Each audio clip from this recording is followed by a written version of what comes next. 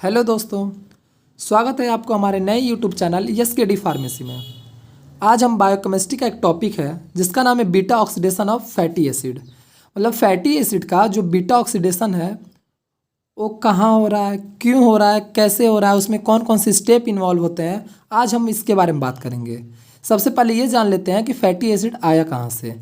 तो जब लिपिड का मेटाबॉलिज्म होता है तो उसमें लिपोलाइसिस एक प्रोसेस होता है। लिपोलाइसिस के दौरान जो लिपिड होता है वो अपने ग्लिसरॉल में और फैटी एसिड में टूट जाते हैं। मतलब लिपिड का मतलब कोई भी फैट या फिर ट्राइग्लिसराइड ले लीजिए, उसको जब आप तोड़ रहे हैं, हाइड्रोलिसिस कर रहे हैं, तो ये आपका ग्लिसरॉल में और फैटी एसिड में टूट जाता है। इसके थोड़ा प्रोसेस होते हैं, इसको हम लोग नेक्स्ट वीडियो में बात करेंगे। यही फैटी एसिड यहाँ पर आ जाता है और यही फैटी एसिड किस तरह से हम लोग को एनर्जी देगा, उसी का ऐसा मैकेनिज्म है। तो ये beta oxidation of fatty acid होता कहाँ है? तो ये हम लोग के साइटोप्लाज्म में होता है, सेल के साइटोप्लाज्म में और सेल के माइटोकॉन्ड्रिया में होता है। ठीक है, क्यों होता है? तो ये एनर्जी के लिए होता है। इसका डिफिनेशन क्या है? अब हम लोग इसका डिफिनेशन देख लेते हैं। Oxidation of fatty acid in beta carbon for energy is known as beta oxidation of fatty acid. मतलब बीटा एनर्जी के लिए बीटा कार्बन का जो ऑक्सीडेशन होना ही beta oxidation of fatty acid कहलाता है। ठीक है, इसमें 3 तरह के स्टेप इसमें इन्वॉल्व होते हैं। इसको ऑक्सीडेशन करने के लिए इसमें 3 तरह के स्टेप इन्वॉल्व होते हैं। सबसे पहला स्टेप होता है activation of fatty acid. Fatty acid को एक्टिवेट किया जाता है। फिर ट्रांसपोर्ट ऑफ फैटी एसिड, जो एक्टिवेट हो चुका रहता है उसको ट्रांसपोर्टेशन कैसे होता है। ठीक है, उसका फिर तीसरा इसका पैथवे क्या है। तो हम लोग आज इसी के बारे में बात करेंगे। तो इसमें सबसे जो पहला है topic activation of fatty acid, इसको हम लोग समझ लेते हैं। बहुत ही इजी तरीके से हम इसको किए हैं, आपको समझ में आ जाएगा, बस आप थोड़ा इस पर कंसीडर करिएगा। ठीक है, एक्टिवेशन का मतलब होता है उसको चालू कर देना। चालू कर देने का मतलब ये है जब फैटी एसिड आप ले रहे हैं तो उसमें जब थायोकाइनेज एंजाइम यूज कर रहे हैं तो एसाइल एडाइल लेट में कन्वर्ट हो जाता है, जिसमें एटीपी जो होती है वो पायरोफॉस्फेट में कन्वर्ट हो जाती है। जो एटीपी अगर आप दे रहे हैं तो पायरोफॉस्फेट में कन्वर्ट हो जाएगी। तो ये फैटी एसिड थायोकाइनेज की उपस्थिति में एसाइल एडिलेट बन जाता है। ठीक है, अब यही एसाइल एडिलेट आपका कोएंजाइम की उपस्थिति में एसाइल कोएंजाइम बन जाता है और यही एसाइल कोएंजाइम आपका एक्टिवेशन फॉर्म होता है। मतलब आगे की जो भी प्रक्रियाएं होगी इसी एसाइल कोएंजाइम के द्वारा होगी। ठीक है, अब आपको थोड़ा कन्फ्यूजन होगा कि COASH का मतलब क्या है।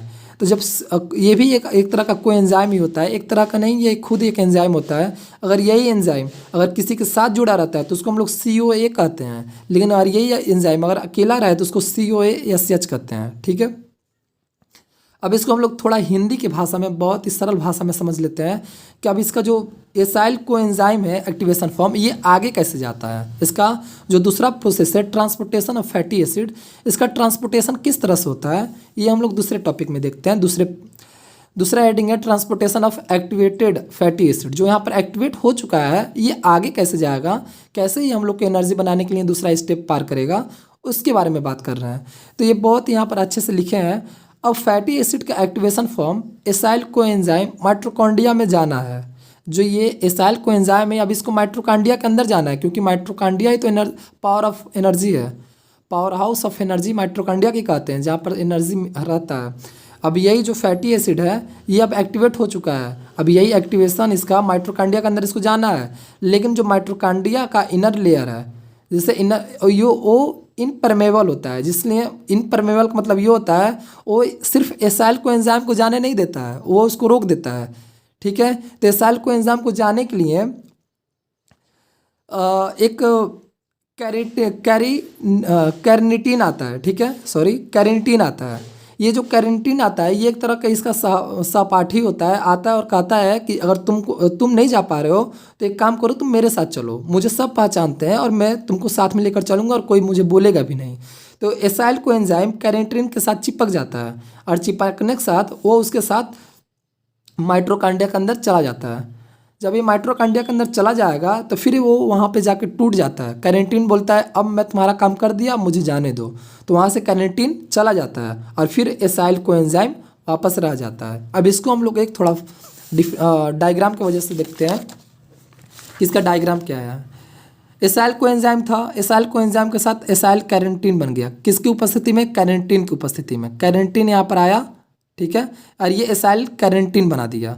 अब यही एसाइल कैरेंटीन जैसे ही ये माइट्रोकांड्रिया का इनर लेयर है, जैसे माइट्रोकांड्रिया के मान लीजिए ये माइट्रोकांड्रिया है, इस माइट्रोकांड्रिया का ये आउटर लेयर है, ये इनर लेयर है, तो ये इनर लेयर में एसाइल कोएंजाइम जा नहीं पाता है, और जा नहीं पाने की वजह से अब ये अपना एनर्जी बना नहीं पाएगा, तो इसके लिए कैरेंटीन आता है। कैरेंटीन इसके ऊपर से आता है और कहता है कि चलो मैं तुमको अपने साथ लेकर चलूँगा और कोई तुमको रोकेगा भी नहीं। तो क्या करता है, एसाइल कोएंजाइम के साथ कैरेंटीन चिपक जाता है, और जब कैरेंटीन देखता है माइट्रोकांड्रिया तो बोलता है तुम आओ, तुमको आने दूंगा। तो माइट्रोकांड्रिया के साथ कैरेंटीन के साथ कैरेंटीन के साथ एसाइल कोएंजाइम इसके अंदर चला जाता है। जब इसके अंदर चला जाता है तो कैरेंटीन टूट जाता है। तो वहीं पर यहाँ पर बताया गया एसाइल कैरेंटीन इसके अंदर जाता है और फिर ये जो एसाइल कोएंजाइम ये टूट जाता है और कैरेंटीन अलग हो जाता है। ठीक है, अब हम लोग इसके भी 4 प्रोसेस होते हैं कि भाई ये जब माइट्रोकांड्रिया के अंदर एसाइल कोएंजाइम चला गया है तब ये किस तरह से एनर्जी फॉर्म करता है माइट्रोकांड्रिया के अंदर, ये एक बार हम लोग देख लेते हैं। तो ये 4 तरह से, इसका भी 4 तरह के स्टेप होते हैं। पहला होता है, सबसे पहले ये एसाइल कोएंजाइम ऑक्सीडेशन करता है, फिर दूसरा हाइड्रेशन करता है, तीसरा फिर ऑक्सीडेशन करता है और फिर चौथा क्लीवेज करता है। ठीक है, अब ऑक्सीडेशन करने का मतलब ये है जब एसाइल कोएंजाइम है तो ये क्या करता है, एसाइल कोएंजाइम आपका acyl coenzyme A2 trans enol coenzyme में कन्वर्ट हो जाता है। किसकी उपस्थिति में? डिहाइड्रोजिनेज की उपस्थिति में। ये जो कन्वर्जन है ये आपका ऑक्सीडेशन कहलाता है। ठीक है, उसके बाद से जब मतलब A² ट्रांस इनॉल कोएंजाइम आपका बीटा हाइड्रोक्सी एसाइल कोएंजाइम में जब कन्वर्ट होता है तो ये जब हाइड्रोक्सी वर्ड आ गया है हाइड्रेटेज एंजाइम की उपस्थिति में, जब ये A2 ट्रांस इनॉल कोएंजाइम आपका बीटा हाइड्रोक्सी एसाइल कोएंजाइम में कन्वर्ट होता है with the help of hydratase, then it is process is known as hydration. ये हाइड्रेशन के नाम से जानते हैं इसको। यहाँ पर जो प्रोसेस हो रहा है वो इसका सेकेंड स्टेप हाइड्रेशन होता है। ठीक है, फिर जब beta hydroxy acyl coenzyme beta keto acyl coenzyme में कन्वर्ट होता है तो इसको फिर से ऑक्सीडेशन कहते हैं। ठीक है, क्योंकि यहाँ पर फिर से डिहाइड्रेटेज एंजाइम की उपस्थिति में हो रहा है। और जब यही बीटा कीटो एसाइल कोएंजाइम आपका एसाइल कोएंजाइम में और फिर क्रेब्स साइकिल में चला जाता है तो इस दोनों में जाने के लिए जो हेल्प करता है एंजाइम उसका नाम है थियोलेजेज। इसको इसी प्रोसेस को कहते हैं हम लोग क्लीवेज कहते हैं। ठीक है, ये अब जो एसाइल कोएंजाइम है फिर से वापस ऐसे जाता है, फिर वहाँ से ऐसे बाइंड करता है केरेटिन के साथ, फिर माइट्रोकांड्रिया में आता है। इस तरह से पूरा एनर्जी का सोर्स चलता रहता है और जो क्रेब्स साइकिल में जब चला जाता है तो वहाँ पर एनर्जी का प्रोडक्शन हो जाता है और जिससे हमारी बॉडी को एनर्जी मिलती है। ठीक है, अगर आपको वीडियो पसंद आए तो आप इस वीडियो को लाइक भी करें और हमारे चैनल को सब्सक्राइब करें। मिलते हैं नेक्स्ट वीडियो में। Thank you.